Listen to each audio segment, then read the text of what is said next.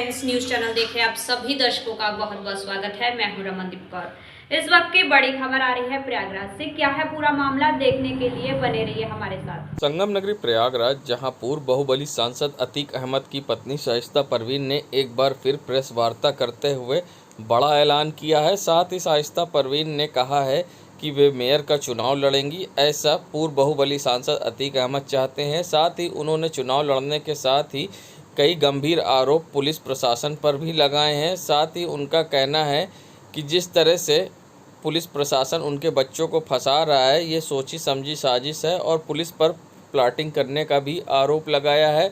ऐसे में उनका कहना था कि मदरसों को लेकर भी जिस तरह से दिनियात पढ़ाई जाती है वह ज़रूरी है। साथ ही उन्होंने सीएम योगी से मिलकर शिकायत करने की भी बात कही है। ऐसे में शाइस्ता परवीन ने कई मुद्दों पर बड़ी बयान दिए हैं। क्या कुछ कहा है उन्होंने, आइए सुनाते हैं आपको क्या कुछ कहना है पूर्व सांसद अतीक अहमद की पत्नी शाइस्ता परवीन का इन सब पूरे मामले पर। हम यही बातें रखना चाहते हैं मीडिया के सामने कि हम सांसद जी के पास गए थे, साबरमती जेल गए थे। उन्होंने कहा कि बहन मायावती जी से मुलाकात करो और एमआईएम और बसपा से अलायंस हो जाए तो मेयर का चुनाव लड़ाना चाहते हैं सांसद जी। अच्छा, क्यों लड़ाना चाह रहे हैं? क्या वजह है? विकास के लिए और कार्य के लिए। विकास करेंगे आप? कहाँ विकास करेंगे, गंदगी साफ करेंगे और जो भी है वो कार्य करेंगे। हाँ, मुस्लिम एरिया में सफाई नहीं होती है, बिजली नहीं आती है। मेयर का चुनाव लड़ने का ही आपने फैसला लिया है, क्या वजह है? इससे शुरुआत करेंगे राजनीतिक करियर की आप? अब सांसद जी ने कहा है तो लड़ेंगे, इसी से शुरुआत करेंगे। क्या लगता है कि मतलब जो है मेयर वो महिला है, तो इसी वजह से आपको भी लग रहा है कि आप भी मेयर बनेंगे तो काम करेंगे जनता के लिए? हाँ, काम करेंगे, विकास का काम करेंगे। पार्टी भी चला रहे हैं, नेताजी के भाई हैं, यादव में उनकी अच्छी पैठ है और यादव बुजुर्ग उनको बहुत मानते हैं, इसलिए उनको लड़ाना चाहिए और वो नेताजी के खून भी हैं। 20 तारीख के बाद इंशाल्लाह टाइम मिल जाएगा, बात चल रही है। 20 तारीख के बाद टाइम मिल जाएगा आदित्यनाथ योगी मुख्यमंत्री जी से। उनसे बात यही करेंगे कि जो भ्रष्ट अधिकारी हैं उनकी जांच करा लें। वो हमारे बच्चों को गलत फंसाते हैं और गलत लोगों से, हमारे साथी के लोगों से मिलकर प्लॉटिंग करते हैं और गलत बयानबाजी करा के उनको फंसाते हैं हमारे बच्चों को। कौन अधिकारी है? आईजी जोन है, आईजी हैं, डीआईजी हैं। ये लोग क्यों लगे हुए हैं आपके बेटे? क्यों गलत बता रहे हैं? अब हमारे लोगों के साथ मिले हुए हैं, उनके साथ प्लॉटिंग कर रहे हैं, इसलिए उनके साथ मिलके हमारे बच्चों को फंसा रहे हैं। ऐसे अफसरों की जांच की मांग करेंगे आप? जी, उनसे मिलकर उनसे जांच की मांग करेंगे। अच्छा, मदरसों की पॉलिसी को लेकर क्या मांग कर रही हैं? देखिए, मदरसों में जो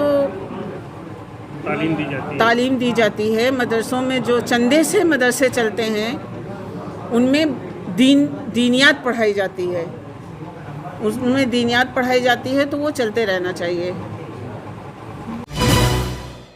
प्रयागराज में जहां तहसील दिवस पर कमिश्नर प्रयागराज से जहां शत्रु संपत्ति बेचे जाने के लिए सुराव के ही अधिवक्ता व तहसील के कर्मचारी ने शिकायत की है। ऐसे में उनका कहना है कि करीब 35 बीघा शत्रु संपत्ति को बेचा जा रहा है, जिसको लेकर अब कमिश्नर प्रयागराज ने लिखित तौर पर शिकायत मांगी है और जांच कराने की बात की है और साथ ही कहा है कि दोषियों को बख्शा नहीं जाएगा। ऐसे में उन्होंने ये भी बताया कि शत्रु संपत्ति क्या होती है और ये किस तरह की संपत्ति है। ऐसे में क्या कुछ कहना है कमिश्नर प्रयागराज का, आइए सुनाते हैं। कि मैं वहाँ अपने जो तहसील दिवस में वहाँ गया था सैटरडे को, तो वहाँ पे एक जो हमारे तहसील के ही परिवार के सदस्य हैं, उन्होंने मुझे ये बात मेरे संज्ञान में लाई है और साथ में एक अधिवक्ता गण थे, उन्होंने भी बात कही है। तो मैंने उनसे कहा है कि पूरे फैक्ट्स के साथ मेरे यहाँ फॉर्मल कंप्लेंट दर्ज कराएं और उसके बाद हम उसका विधिवत जांच कराएंगे और जांच में अगर इन बातों की पुष्टि होगी तो उसमें दोषियों पर कार्रवाई की जाएगी और जो शत्रु संपत्ति है वो स्टेट पे वेस्ट कराने का काम कराया जाएगा। शत्रु संपत्ति क्या होती है सर? देखिए, वो जो संपत्ति जो यहाँ के वासी हुआ करते थे पहले, आज़ादी से पहले, और उसके बाद जो लोग पाकिस्तान या कहीं और उसके नागरिक बन गए, जो उनकी संपत्ति यहाँ पे छूटी रहती थी और जिनकी नागरिकता अब चेंज हो गई है, तो वो उसमें भी खैर कुछ फाइन लाइन्स हैं, वो मोटे तौर पे वो शत्रु संपत्ति होती है। संगम नगरी प्रयागराज ज्ञानवापी मामले की हाईकोर्ट में सुनवाई। एएसआई सर्वेक्षण के आदेश पर रोक की मांग। मस्जिद कमेटी व बोर्ड ने दायर की थी याचिका। 28 नवंबर को मामले की आखिरी सुनवाई। वाराणसी कोर्ट के सर्वे के आदेश को दी चुनौती। बता दें, एएसआई से सर्वे के मामले में इंतजामिया, मस्जिद कमेटी और यूपी सुन्नी सेंट्रल व बोर्ड ने इलाहाबाद हाईकोर्ट में चुनौती दी है। अब मामले पर अगली सुनवाई 28 नवंबर को। वापी केस का हियरिंग कोर्ट नंबर 9 माननीय जस्टिस प्रकाश पाडिया की कोर्ट में होना था। 12 बजे से हियरिंग शुरू होनी थी और 12 बजे से शुरू हुई। मंदिर पक्ष से बहस करने के लिए सुप्रीम कोर्ट नई दिल्ली से अधिवक्ता senior advocate Shri CS Vaidyanathan आए थे, जिन्होंने 12 बजे से 1 बजे तक लगातार माननीय न्यायालय में बहस किया, विस्तार पूर्वक अपने तर्क दिए। आर्कियोलॉजिकल सर्वे ऑफ इंडिया के द्वारा जो आदेश पारित किया गया है उसके कार्यान्वयन की दृष्टि से और उसके संबंध में विधिक पहलुओं का माननीय न्यायालय से अवगत कराया। और यह सर्वथा उन्होंने कहा कि जो इसके विरुद्ध आपत्तियां याचिका में लगाई गई हैं वो बिल्कुल निराधार है। इस सर्वे से दोनों पक्षों को कोई नुकसान नहीं है, बल्कि दोनों के तर्कों को न्यायपूर्ण ढंग से समाधान के लिए सर्वे किया जाना आवश्यक है, ताकि दूसरे पक्ष जो ये कहते हैं कि वहाँ मस्जिद है, वो भी उनकी बात जो है वो देख ली जाएगी कि मौके पर क्या है, और दूसरा पक्ष कहता है जो कि मंदिर है उसकी भी बातें तथ्यपूर्ण ढंग से मौके पर निरीक्षण करके देखी जाएगी। इसलिए किसी का हित प्रभावित नहीं हो रहा है, इसलिए आर्डर निरस्त करने का कोई औचित्य नहीं है। आर्डर विधिपूर्ण है और अनेक विधिक पहलुओं पर बहस करते हुए, चूँकि बहस लंबी हो रही थी, 1 घंटा उन्होंने लगातार बहस किया 12 बजे से 1 बजे तक। 1 बजे लंच के होने के पूर्व ही माननीय न्यायालय ने यह कहा कि इसके लिए मैं अन्य बहस के लिए जो शेष बहस हुई है उसके लिए 28/11 की तिथि नियत कर देता हूं। उस दिन मैं पूरा बहस सुन लूँगा। किसके कोर्ट में? यह कोर्ट नंबर 9 जस्टिस प्रकाश पाडिया। संगम नगरी प्रयागराज सरकार लाख दावे कर ले और लाख कोशिश कर ले, मगर उनके ही अधिकारी उनके आदेशों की अवहेलना करते हैं, जिससे नियम कानून का पालन नहीं हो पाता है। बता दें, प्रयागराज में खुलेआम डग्गा मार वाहन संचालित हो रहे हैं, वो चाहे सिविल लाइन की सड़क हो या रामबाग या फिर बाई के बाग की सड़क, जहां से खुलेआम डग्गा मार वाहन संचालित होते हैं, जिससे परिवहन विभाग को लाखों रुपए का चूना लगता है, मगर जिम्मेदारों की लापरवाही के कारण इन पर रोक नहीं लग पा रही है। सड़क किनारे खड़ा रहते हैं डग्गा मार वाहन, जिससे सड़क पर अतिक्रमण भी होता है और जाम की स्थिति भी उत्पन्न होती है। मगर दूसरी तरफ सबसे बड़ी बात कि परिवहन विभाग को लाखों का चूना लगता है। जहां सीएम योगी ने सख्त आदेश दिए थे कि किसी प्रकार के डग्गा मार वाहन संचालित नहीं होंगे, उसके बावजूद खुलेआम प्रयागराज की सड़कों से डग्गा मार वाहन संचालित हो रहे हैं और स्थानीय पुलिस इन पर अंकुश लगाने में नाकाम है।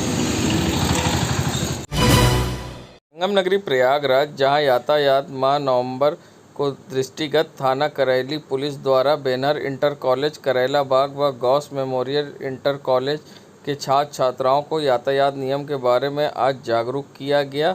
वहीं यातायात माह में सड़क दुर्घटना को लेकर जहां यातायात के प्रति लगातार लोगों को जागरूक किया जा रहा, तो उसी कड़ी में आज करैली के बैनर स्कूल व गॉस मेमोरियल इंटर कॉलेज के छात्रों को यहां यातायात के प्रति जागरूक किया गया। वहीं साथ ही यहां से एक पाठशाला का आयोजन करते हुए छात्रों द्वारा रैली भी निकाली गई, जिसमें पुलिस और छात्रों ने मिलकर यहां पर रैली निकाली और लोगों को यातायात के प्रति जागरूक किया कि यातायात नियम का उल्लंघन करने से किस तरह की समस्याएं उत्पन्न होती हैं और किस तरह की दुर्घटनाएं होती हैं। ऐसे में पुलिस ने छात्रों के संग मिलकर आज रैली भी निकाली। संगम नगरी प्रयागराज जहां एक माह के लिए यातायात माह चलाया जा रहा, तो ऐसे में आज सीओ सेकंड के नेतृत्व में अभियान चलाकर नो पार्किंग जोन में खड़ी गाड़ियों का चालान भी किया गया। तो साथ ही लोगों को यातायात के प्रति जागरूक किया गया। बिना हेलमेट के चला रहे गाड़ी व बिना सीट बेल्ट के चला रहे गाड़ी लोगों का चालान किया गया। साथ ही लोगों को यहाँ पर चेतावनी दिया गया कि अगर यातायात नियम का पालन नहीं करेंगे तो अगली बार इससे ज़्यादा का भी चालान हो सकता है। ऐसे में पुलिस ने सिविल लाइन के एमजी मार्ग, एसपी मार्ग सड़कों पर निकलकर यातायात के प्रति लोगों को जागरूक किया व हेलमेट लगाने के लिए भी प्रेरित किया। तो साथ ही यातायात नियम का उल्लंघन कर रहे लोगों का चालान भी किया गया। सिविल लाइन पुलिस ने आज सड़कों पर उतरकर पैदल गश्त किया और यातायात का उल्लंघन कर रहे लोगों का चालान भी किया। संगम नगरी प्रयागराज जहां डेंगू का प्रकोप लगातार बढ़ता जा रहा है, तो ऐसे में अब स्वास्थ्य विभाग ने कमर कसी है। तो साथ ही स्वास्थ्य विभाग के आदेश पर अब नगर निगम ने फॉगिंग कराने का कार्य शुरू कराया है, जहां आज सुभाष चौराहे क्षेत्र में नगर निगम के द्वारा फॉगिंग कराई गई है। मच्छरों का प्रकोप जिस तरह से बढ़ रहा है, ऐसे में डेंगू से कई लोगों की जानें भी जा चुकी हैं और कई लोग पीड़ित हैं। ऐसे में आज सुभाष चौराहे के आसपास खुली जगह गंदगी के अंबार में फॉगिंग कराई गई। नगर निगम कर्मी साइकिल पर पोर्टेबल मशीन लेकर फॉगिंग किया। बता दें, आज सुभाष चौराहे, महात्मा गांधी मार्ग, एसपी मार्ग, अन्य क्षेत्रों में साइकिल पर मशीन लेकर नगर निगम कर्मी फॉगिंग करते दिखाई दिए, जहां मच्छरों का प्रकोप से हर कोई परेशान है।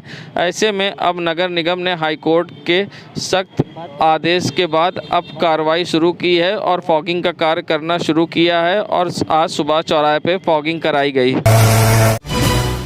संगम नगरी प्रयागराज जहां नो एंट्री के टाइम माल से लदी गाड़ी खलीफा मंडी पर आई, जिसके कारण नकास कोने पर भीषण जाम लग गया। बता दें, वाहनों की लंबी कतार लग गई। सिवई मंडी से लेकर सस्ता बाजार तक लंबा जाम दिखाई दिया और जाम के जाम में लोग परेशान होते दिखाई दिए।